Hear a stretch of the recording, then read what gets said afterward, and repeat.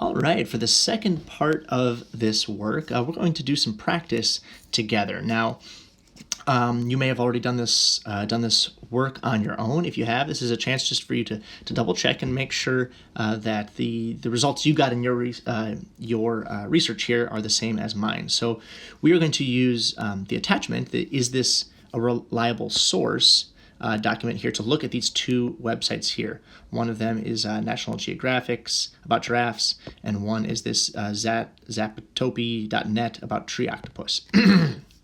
So the first thing I need to do is I need to get, I'm going to open up my website here. I'm going to do the National Geographic first. So I will open up that website here.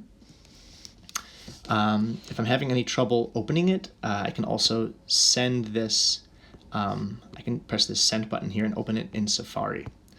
So I have that available, and I also need my, my worksheet here. So is the source reliable? So we're going to do the first couple of these together. The rest you'll do on your own. So I'm going to send it to Notability. I'll create a new note, and on the top here it says import, and that will send it to Notability for me. All right, once I've done that, I can open up that worksheet in Notability, and then I'm going to look at my website here and see, is this a reliable source?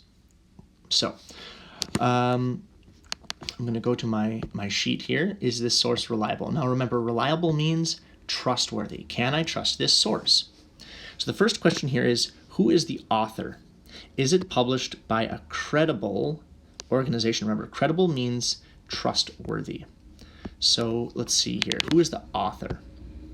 So when I'm looking at this website that I found here, I'm not seeing who the author is right away. But I do know that the organization that made this is National Geographic. And National Geographic, their specialty is teaching people about animals. So I would say that they are trustworthy. Now, sometimes you are going to be able to see who the author is. Here's another article from Britannica.com about giraffes. Now, this has a bunch of pop-up ads that are popping up, and their website, it's kind of confusing. So I don't feel like this is quite as good of a website, but I do see here that it says it was written by Lori Herbison and George Frame, and they are wildlife biologists, which means they're experts, and we trust experts because they spend all of their time studying this subject. It's not just some random blog or some random YouTuber talking about this information. And, you know, they've probably written many, many books about this subject and are trusted by many, many people who are also wildlife biologists. But that's not the article that we're looking at right now. We're looking at this National Geographic article, and we trust National Geographic because their job is about animals. So I'd say we're just going to say, we're going to say, I'll make my pencil a bit smaller here. It is credible. National Geographic is an education website.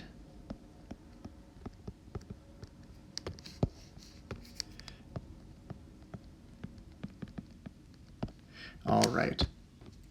Next question. When was it written? What is the date? So we're going to take a look here. I'm going to scroll. Oftentimes the date is either at the very top or at the very bottom. So I'm going to go down here to the very bottom. And I see at the very bottom here, copyright 2015 to 2020. That means it was originally written in 2015 and it was updated in 2020. I'll write both of those dates down. I think that's helpful information. 2015 to 2020. That means it is up to date. I'm actually going to highlight the 2020 part. So that means it's pretty new, and the information should be like based on data and information from this year. Are there sources listed or linked? Where does the information come from? So where is National Geographic getting their information? Little hard to say here. Our sites, about us, information, interest-based ads do not sell. Hard to say where exactly this information is coming from. Now, sometimes, it will have a list of, where all of the information comes from. But I'm not seeing that on this National Geographic website. Now, some websites are going to say where all the info comes from. We looked at this Wikipedia article in the last lesson. At the bottom, it said, there's all these books that it came from. So, it doesn't mean it's a bad website. It's just that it's kind of one less thing that we have, one less tool we have to decide if it's credible or not. So we're going to say no sources cited, or not sure. Citing a source means you're writing down where the information came from. Okay, what is the domain? The domain. So where does that information come from? I lost my. There we go. So in this case, this would be nationalgeographic.com. And that would be, the domain would be a website. So, okay, we're going to do nationalgeographic.com. So, but it is an education website, so that means it is more trustworthy. So I'm going to say natgeo.com. And let's see here. Is the website well organized and easy to read? I would say it's definitely well organized and easy to read. Very well organized. There are almost no ads here, and it is very easy to read. Give an example. So here I'm going to find an example of it being easy to read. Many young giraffes called cats die from lion attacks. Ooh, okay. So many young giraffes ... Okay. I'd say yes, easy to read.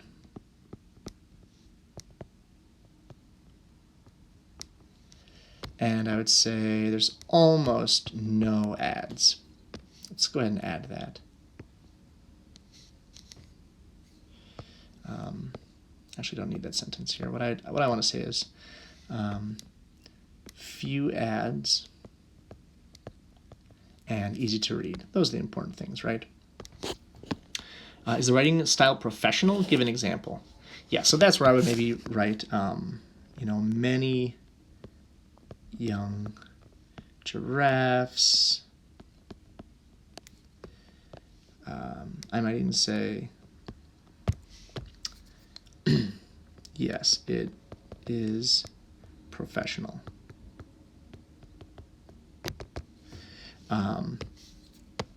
So we can say that based on this, since can we say can we say yes to these? Can we say no to these? I'd say who's the author? Is it credible? I'd say yes. When was it written? 2020. That's recent. Yes. Are the sources listed or linked? Where does the information come from? That might be a no. What is the domain, or is it an app? That would be a yes. Is the website well organized and easy to read? Yes. Is the writing style professional? Yes. So most of these are yeses. So I'd say that this is a credible organization. All right, for source number, source number 1 on top right here, I'm just going to write where does it come from? National Geographic. Okay. Source number 2, I'm going to go here back to Schoology, back to my lesson today, and about the tree octopus, Zapotopy. Okay, help save the endangered Pacific Northwest tree octopus from extinction. Okay, the Pacific Northwest tree octopus can be found in the temperate rainforests of the Olympic Peninsula. Here's some things you can do. Okay, interesting. Okay, I got some social media here.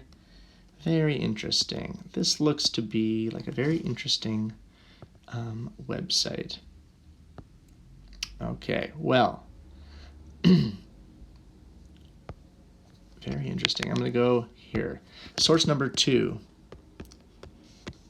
Looked like it was tree octopus Octopus.com. Who's the author? Let's take a look at the author of this one, about. So the author is usually listed on the top or near the bottom. On this one, let's see here. The very bottom here, kind of hard to find, but Lyle Zapato is the author of this article. And is it an education website? At the very bottom here, it says, the author of this article is Lyle Zapato. This site is not associated with any school or educational organization. Who's the author? Is it published by a credible organization? We'll say Lyle Zapato. It is not. It is not from an education organization.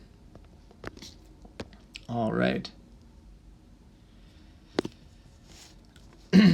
When was it written? The date. Let's take a look. Okay, at the bottom here again, it says it was created 1998 and updated in 2020. Okay, so sort of reliable. 1998 to 2020, so it's a little bit newer. Are the sources listed or linked?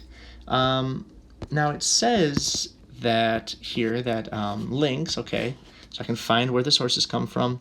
But when I read about these, are any of these going to teach me about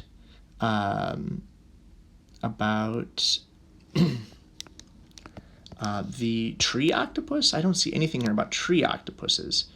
So this is about water octopus, but not about tree octopus. So I'm going to write that down. I'm going to say there are sources, but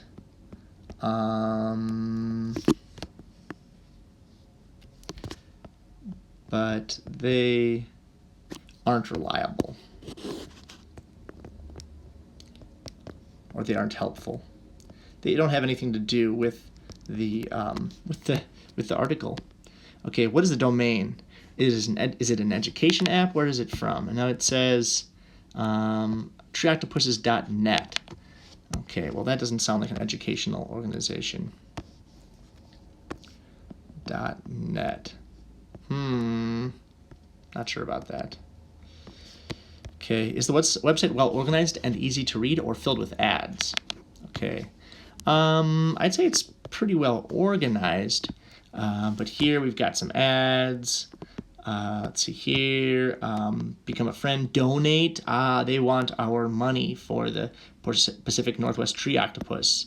Gift shop, it's full of ads.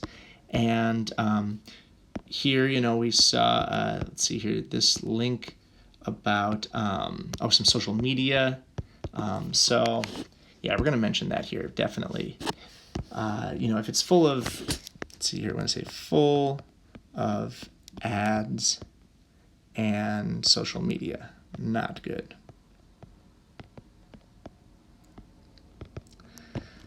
And is the writing style professional? Give an example. I would say that, actually, I'd say that the writing is very funny and it's well written. The Pacific Northwest tree octopus, Octopus paxarbolus, can be found in the temperate rainforests of the Olympic Peninsula. It's well written, but it is not factual. Well written, but not factual. That's really dangerous, actually, if you think about it, but not factual, because if it's well written, that means that people might believe it. But if it's not written by an expert or by somebody who knows what they're talking about, then people are just going to be believing nonsense. So let's take a look at this here. Now, who's the author? Is it a trustworthy organization? I'd say no. When was it written? 2020, so I would get a yes. Are there sources listed or linked? Where does the information come from? There are sources, but they're not helpful, so I'm going to give that a no. What is the domain? Is it a trustworthy domain or from an app? We're going to say no for that. Is the website well organized and easy to read? It's full of ads and social media, so I'm going to say no to that. And is the writing style professional? Yes. But is it factual? No. So I would say that this mostly gets no's, and this is not a trustworthy website. It's not a helpful source. So we're not going to use this source. All right, so that's it for this practice. Now these last three, source 3, 4, and 5, you're going to find 3 of your own sources that you're going to use for your research. So find 3 sources. I've listed a number on the website here, and take a look at them, and I'd like you just to finish up these last 3 on your own. Have some fun with this. Can't wait to see what sources you pick.